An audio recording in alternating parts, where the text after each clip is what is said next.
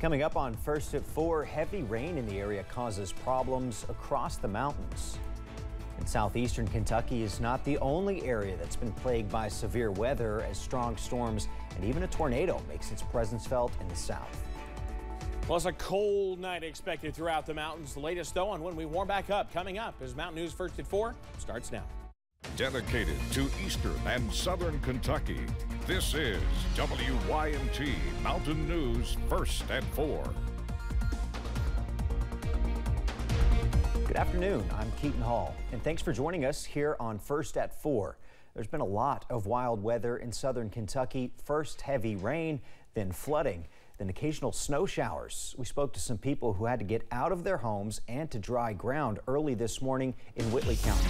WYMT's Phil Pendleton has more from Williamsburg. This is Freeman Hollow Road, and workers behind me have been working to try to pump some of this water out of this area so the water will continue to go down and people will go back to their homes. This is where about 12 families were evacuated during the middle of the night. I was panicking. Samantha Walden says she discovered the high water on her street around 3 Friday morning. She and the others were woken up and told to leave. They got into boats and were taken to safety. No one was hurt. We are told several dogs did unfortunately pass away from what happened. We're told the main problem here is a culvert that got backed up. Thank you to the rescue workers that came out to help us and to make sure we were safe and warm. Really appreciated them. Most of the evacuations and rescues were in this part of Whitley County. I am told there was a high water issue on the Kentucky Highway 1804 near Jellicoe, near the Kentucky-Tennessee state line. In Whitley County, Phil Pendleton, now back to you.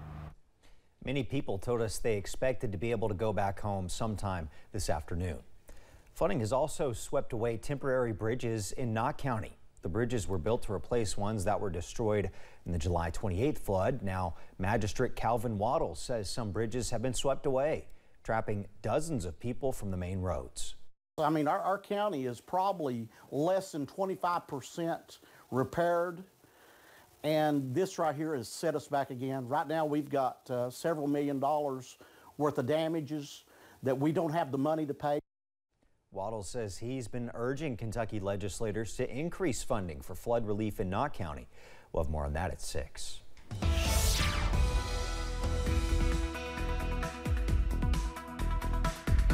Well, we continue to see clearing skies, at least slowly clearing skies throughout the mountains tonight.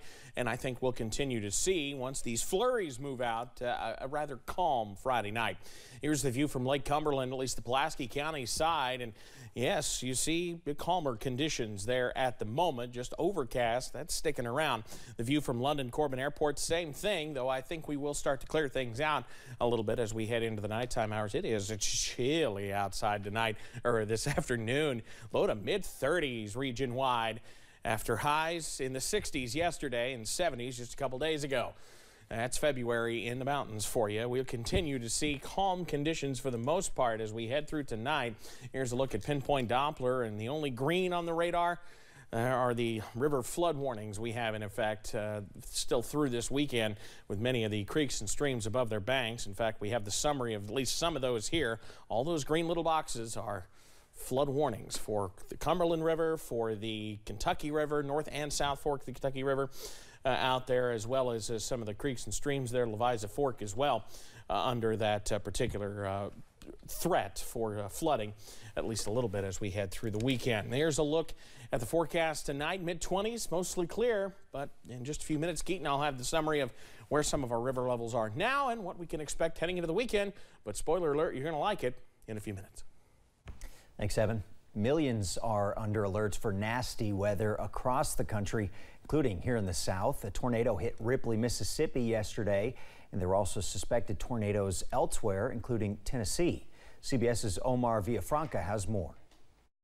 I was on the phone with my husband, and I told him, I said, I got to get to the back. I said, it's done hit. Linda Stagg says she feels lucky to be alive after a tornado ripped through Etheridge, Tennessee, severely damaging this building while she was inside working. I was headed to the back, and I turned around and looked. I saw the front of the building move. She saw insulation fly everywhere as she took cover. This video shows a tornado touching down in Smithville, Mississippi, one of 3 reported in the state Thursday. The strong wind knocked down large trees, power lines, and gas station pumps. It got really loud, the wind picked up, and then it kept getting louder and louder. Anna Jordan says that when she looked outside, there was debris and damage everywhere. The garage is pretty much gone. It pretty much lifted the roof. To the north, snow created dangerous near whiteout conditions in Iowa. And in Wisconsin, a semi hauling cars jackknifed on the interstate, blocking traffic for hours. Not a great drive. Not a great drive.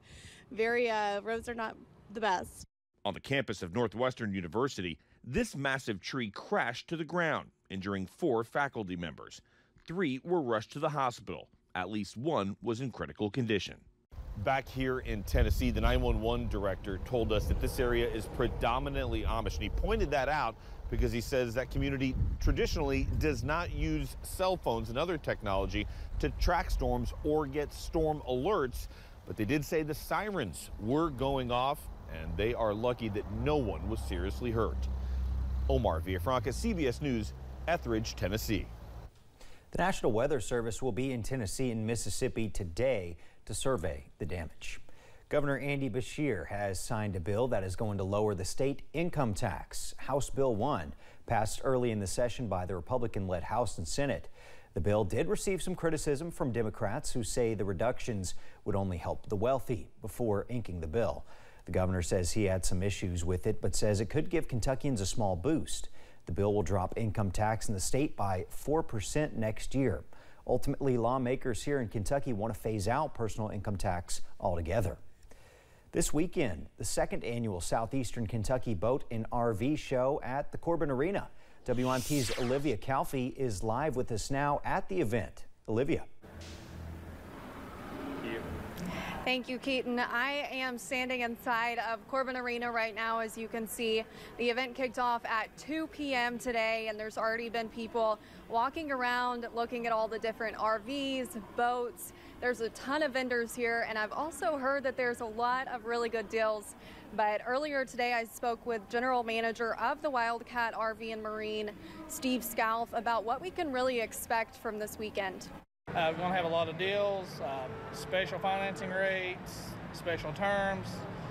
Some of the campers are going to be saving up to $25,000, $30,000. Lots of great vendors. The event will be open until 7 p.m. tonight, but if you miss it, don't worry. They will be here the rest of the weekend for you to come by and check out these great deals. But for now, I'm live in Corbin. Olivia Calfee, WYMT Mountain News. Thank you, Olivia. We'll have more from her in Corbin tonight at 5:30 and 6. But next on First at 4, 80 life-size robotic dinosaurs come to life at Louisville's Mega Cavern for the site's first ever Dinos Under Louisville exhibit. And chilly weather continues as we head through the night tonight and for part of the weekend when the warm-up arrives after this. What makes